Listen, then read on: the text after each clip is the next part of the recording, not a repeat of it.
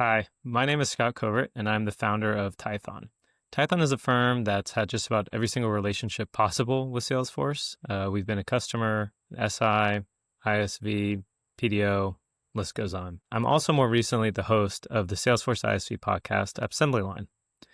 I've been working in the Salesforce space for a really long time now, over 15 years, and my work is specifically focused on integrations and development. Now, security and permissions go hand in hand with integrations and development. And so today, I wanted to discuss the recent hack first announced by Google's Threat Intelligence Group back in June. For anyone out there that likes to start a new book by reading the last page, you can just go straight to nomorebackdoor.com or email me at scott@nomorebackdoor.com, and I'd be happy to connect about how you can better protect yourself from hacks like the one that Google announced. However, I do think this video will be worth your time because we're going to get into the weeds on what was done in the hack, what you can do to protect your own Salesforce data, and I was even able to convince a member from the UNC 6040 group behind the hack to come on and chat with me about what exact steps he took to exploit so many Fortune 100 organizations. So with that said, let's jump down the rabbit hole, Alice.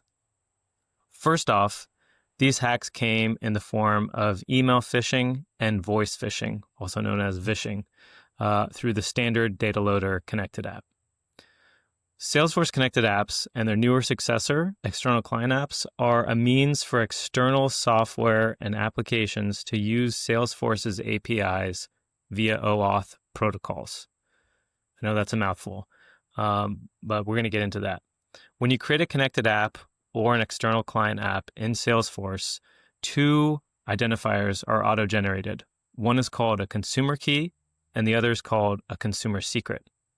The consumer key is a public identifier for your connected app and is truly not intended to be kept private.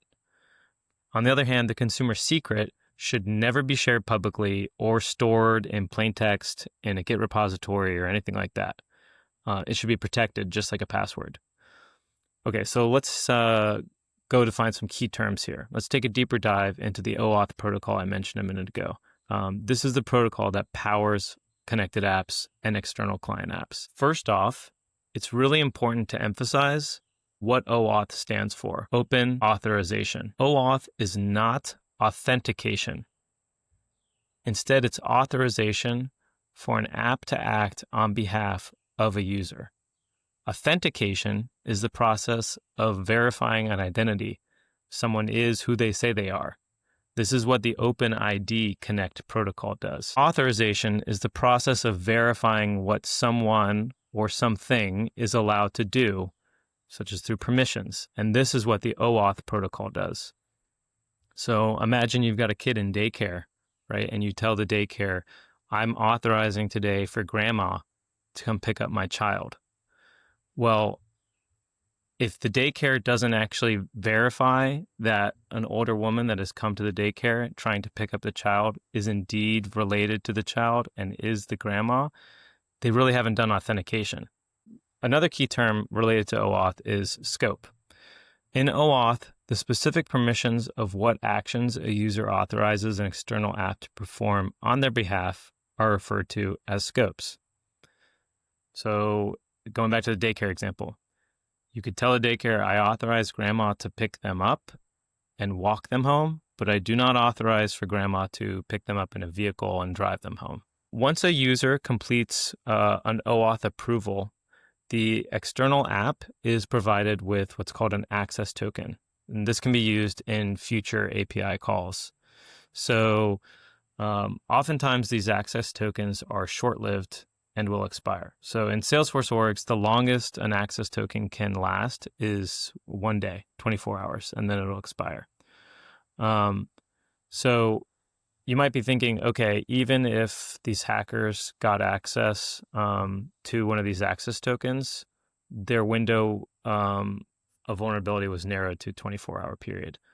But there are different, within the OAuth protocol, there are different types of flows that users can go through based on different scenarios. And depending on the OAuth flow that was used and the authorized scopes, the external app might be provided what's called a refresh token. refresh tokens can be used to generate a new access token after the original one expired. In many cases, most cases in fact, refresh tokens do not expire until they are manually revoked. And this is what makes them so powerful. So there are several, like I said, there are several flavors of the OAuth protocol based on use case. One flow, and the one relevant to the hack that Google announced, is known as the device flow. The use case for the device flow is a scenario when you have two devices, one of which has minimal user interface. This device is going to request a second device to go through the OAuth approval. So in the device flow, the connected app's consumer secret is not required, only its consumer key. And this we're going to see is crucial into how hackers were able to spoof the Salesforce data loader connected app. But I want to backtrack and talk a little bit further about the device flow, because it probably sounds like a little abstract at the moment, but I think most people watching this have already gone through this flow themselves. So think of it in terms of a smart TV. Smart TV is kind of a clunky interface. It's annoying to use your remote, right, to type in your username and password for a streaming service.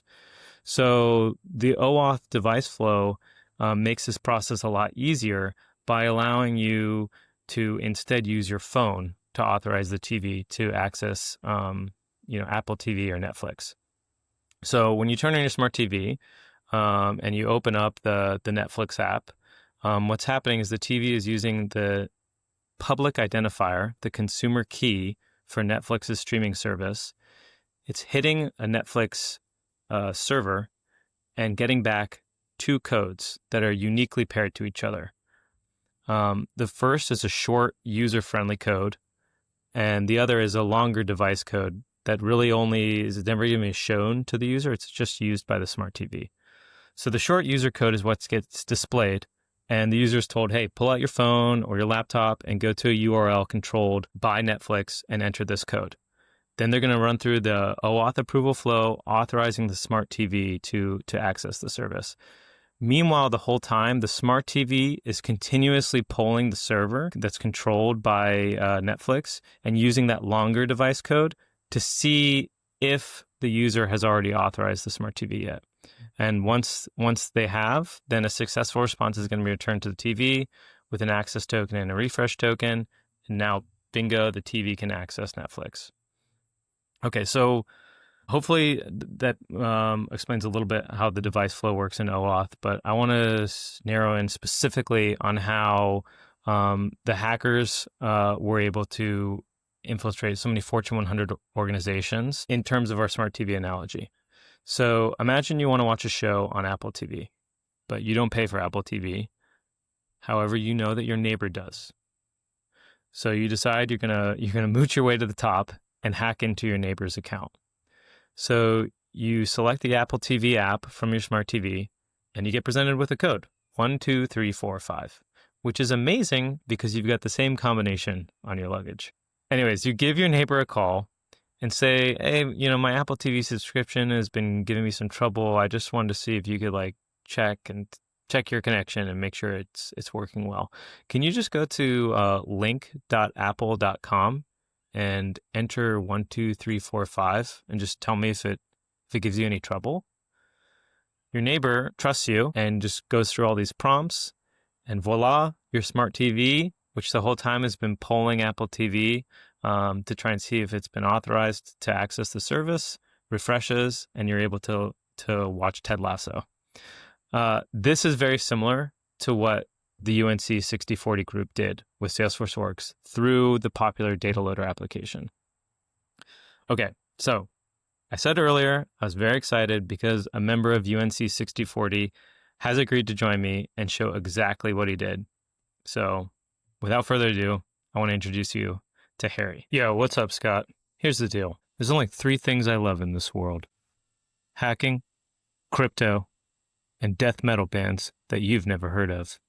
Okay, well, thanks for joining, Harry, I think. I was wondering if you could just walk us through, step by step, how it is you were able to exploit so much CRM data from all those Fortune 100 organizations. No problem. That was child's play. I can even show you a few different ways.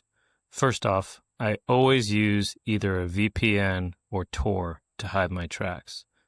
The name Tor is an acronym for the Onion Router. It relays all my internet traffic through several nodes to prevent people from being able to trace the connection back to my computer. So if a Salesforce admin were to look at the login history, they're going to see an IP address for somewhere far, far away from where I actually am, Scott. Next, I choose my attack vector.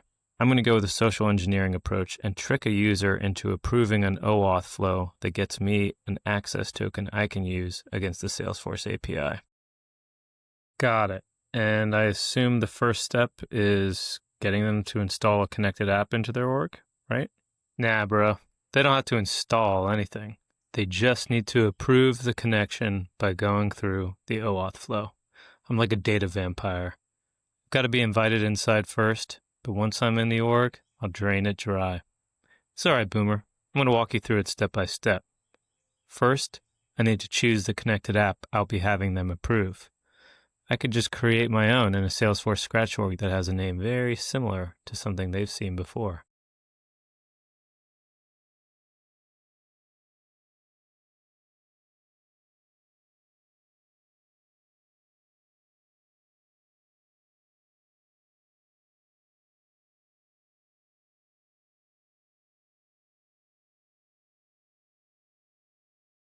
Data looter? I don't know. Don't you think that's a little too on the nose, man? Relax. I'm just testing your eyes, old man. You know, Harry, I've got a feeling you and I are the same age. Like, exactly the same age. Yeah, in your dreams, geezer. Look, the truth is, I could name this thing whatever I want. The important thing is that I just get my victim from my target org to authorize the connected app through the OAuth flow. Okay, but with the recent hack, I thought you used the data loader app specifically, not a custom connected app you created yourself. I did that just to stay under the radar and to cover my tracks further. This way, if any admin is looking through the login history, they're not going to bat an eye at anything they see. Let me show you what I mean.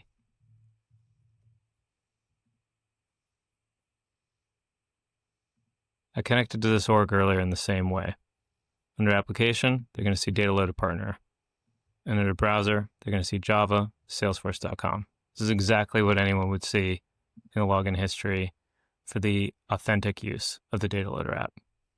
I still don't really get it. I mean, you didn't write the code behind the data loader application, and you certainly didn't create the connected app that powers data loader. Salesforce created that.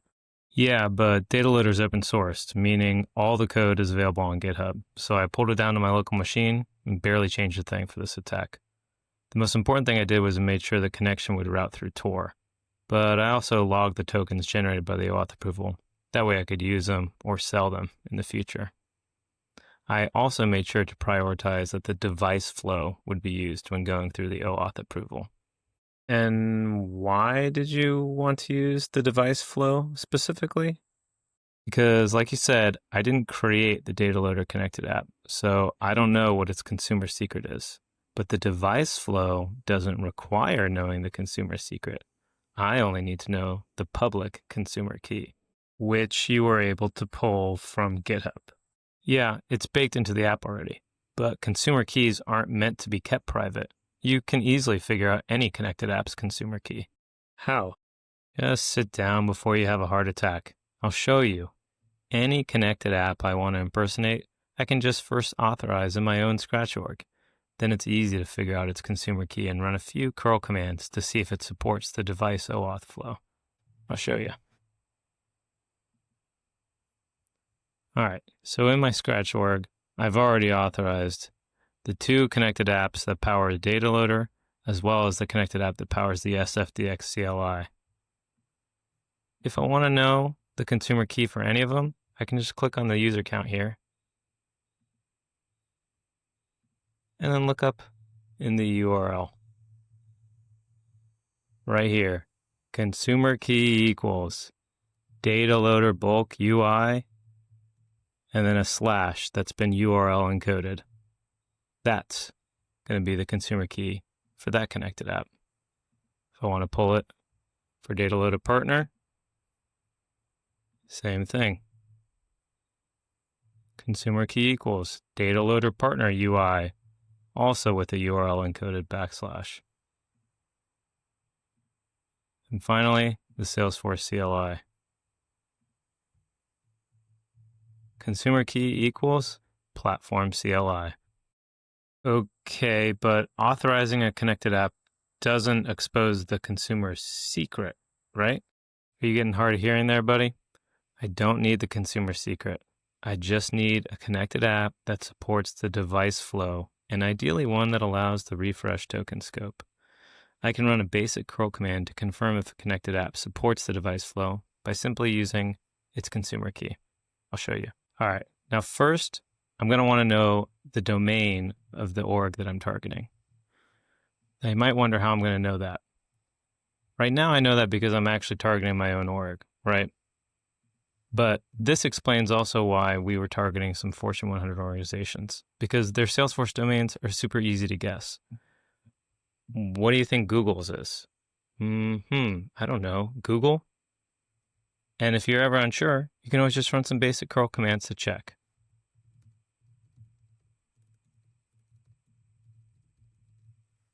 Let's just make sure we route that through.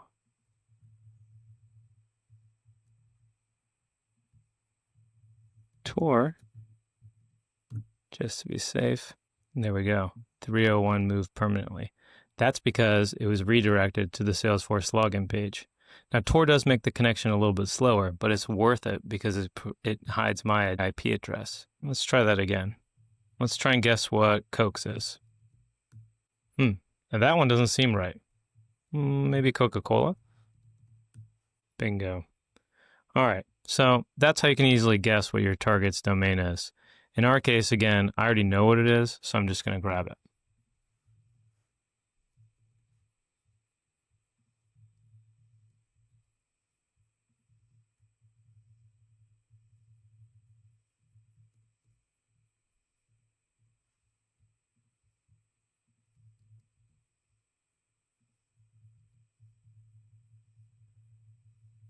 Now, this is the initial step of the device OAuth flow. I'm really just checking to see if the device OAuth flow is supported. First, I'm going to try the consumer key of a connected app I know that doesn't support the device OAuth flow, the Salesforce for iOS. See, here we get device flow is not enabled for the app. Let's try one of the 3 connected apps that we were looking at earlier in my org.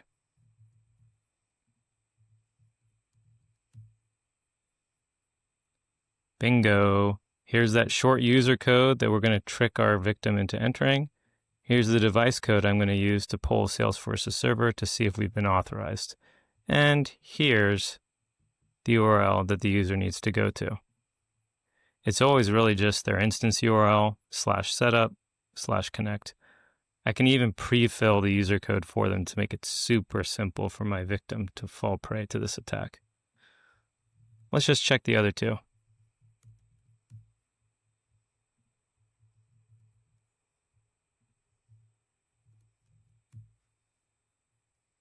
Yep, looks like all 3 of those connected apps support the device OAuth flow. So now I know all these connected apps support the OAuth device flow. Even if the code for the data loader app weren't open sourced, I could begin my vishing attack by calling someone from my target org and getting them to go to the URL, enter the code, and approve the OAuth flow. Meanwhile, I could be polling the Salesforce server with the device code to pull down the access token. I could do this by writing my own basic script in Python, or even continue with my basic curl commands. Now, generally, I would want to make the phone call first. That's because these codes that are generated have a shelf life of about 10 minutes. But since I'm playing both hacker and victim here, it really doesn't matter. Let's go ahead and restart the process for the data loader partner UI connected app. All right, now I'm going to go to this URL in Chrome and enter this user code. Meanwhile, I'm going to be polling Salesforce with this device code. Here's a curl command to poll Salesforce with the device code.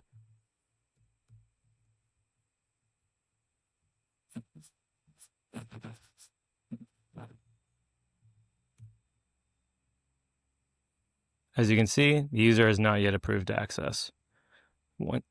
So in Chrome, I'm going to go in and go ahead and run that approval, and then I'm going to rerun this command, and we should get back an access token.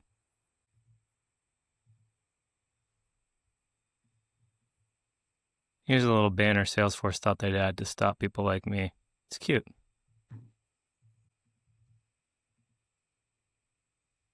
All right, so here's the actual approval page. Data loader partner is asking too, and these are all the scopes that were requested. Gonna go ahead and click allow.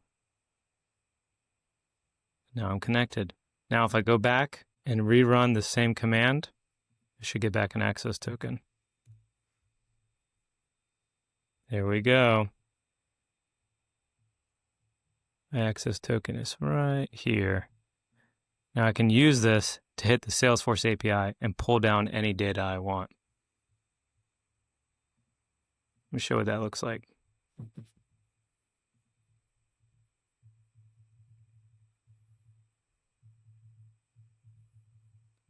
This is a curl command that's just hitting the Salesforce API to do a basic SQL query to pull down the usernames of all users. Just got to paste in my access token right here.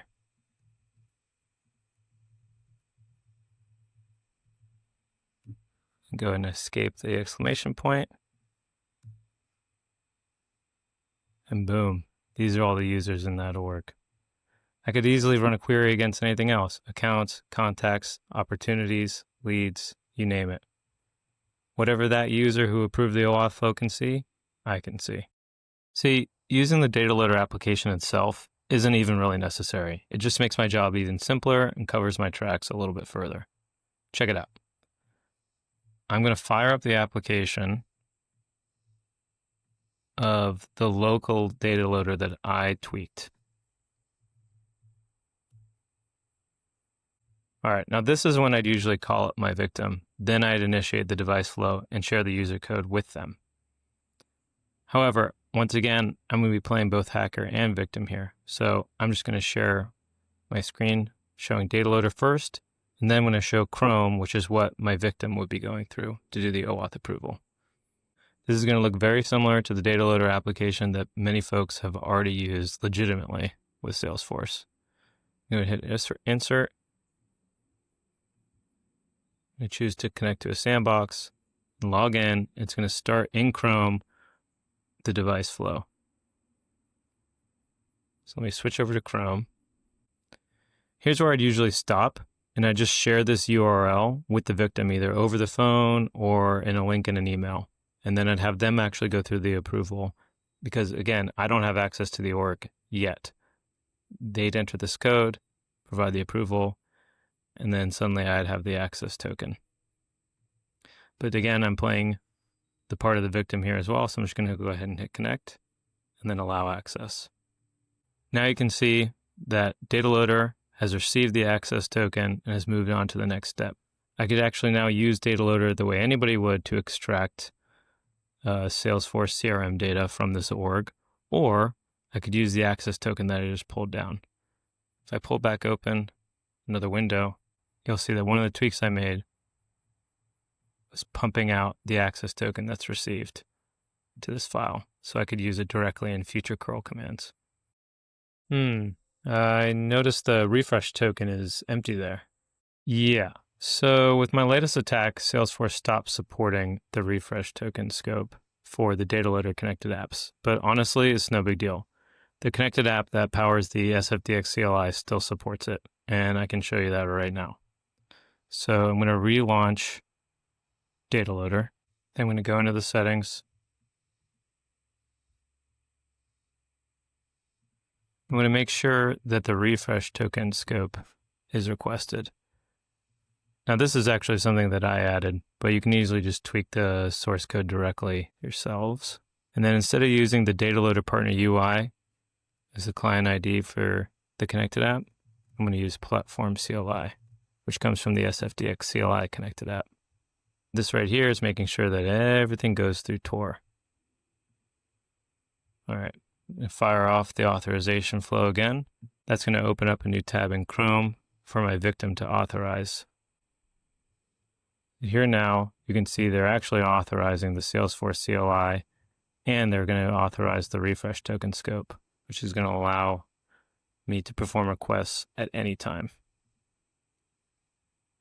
Now that that's allowed, if I go back and look at that same file, now I'm going to have my refresh token there when I look back at the same file. Now this is what I could use to access their org and pull down their data anytime I want. It's clutch, because the access token will expire eventually, but the refresh token lasts indefinitely until manually revoked. So I could always use it to generate a new access token even months from now. I could hold off on exploiting my attack until far into the future, or I could even just sell this refresh token to another group of hackers, or maybe even just a competitor of my victim that would like to see their private data. Okay, so to recap, your hack doesn't require the victim to install anything. You can spoof any connected app you'd like once you determine its consumer key, which is trivial, and also verify it supports the device OAuth flow, which is easy to test. You use Tor to hide your true IP address and even leverage the data loader application just to further cover your tracks. And finally, so long as the connected app you spoof supports either the refresh token or offline access scope, then once your victim authorizes the connected app through the device flow, you'll have both an access token and a refresh token that you could use to extract data from their org months or even years down the line. Got that right? Bingo. Okay, so that's kind of terrifying. Let's talk about what folks could do to stop hackers like you from doing this to them. I've read it's possible for admins to block specific connected apps in their org, and I also heard about external client apps offering better security than connected apps. Thoughts?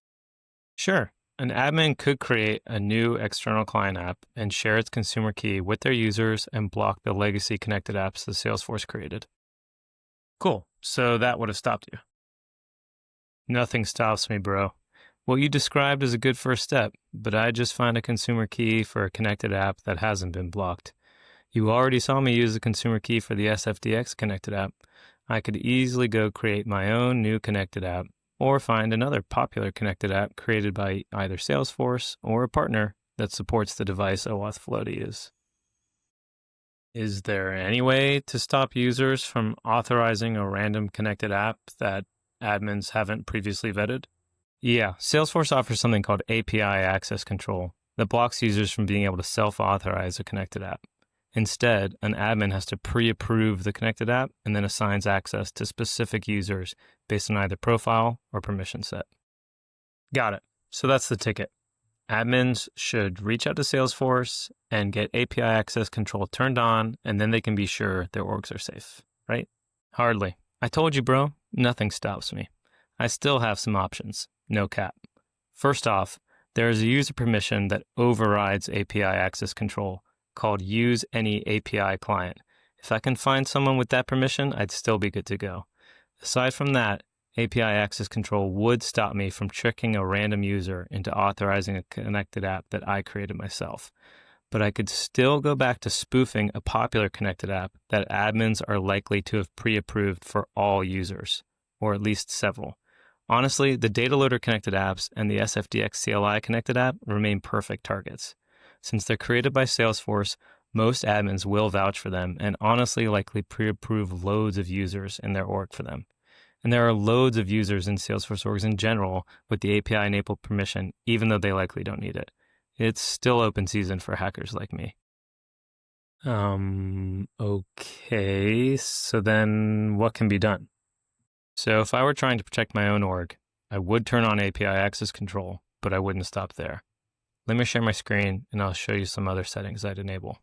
I'd go to Session Settings in Setup and turn on either Lock Sessions to the IP address from which they originated or Enforce IP, login IP ranges on every request. These are essentially going to accomplish the same goal of forcing IP restrictions for all requests made, not just the initial login. I'd also make sure no connected apps relax these IP restrictions, and then I'd set up an allow list for IP addresses that my corporation approved from a VPN, which I'd apply at the profile level. I see, because then the IP address that Tor sends to Salesforce would be blocked, right? Exactly. And remember how the refresh token lasts indefinitely, so I could hack the org months or even years in the future? So long as it isn't absolutely vital, I'd change that for my connected apps so they expire too, similar to the access token. Let me show you what I mean.